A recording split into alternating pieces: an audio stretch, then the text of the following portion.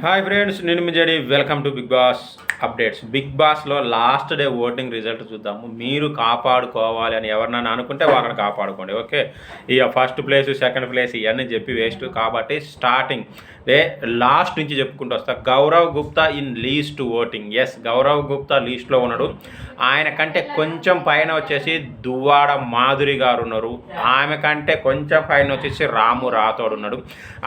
ఆయన కంటే కొంచెం పైన వచ్చేసి రీతు చౌదరి ఉంది. అంటే బాటం వచ్చేసి 4 మెంబర్స్ ఉన్నారు.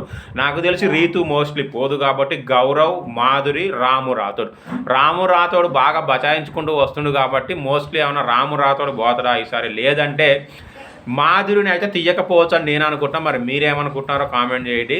ఇంకా మిగిలింది గౌరవ్ గుప్తా. పోతే గౌరవ్ గుప్తానే ఎలిమినేట్ అయిపోతాడు అని నేను అనుకుంటాను మోస్ట్లీ.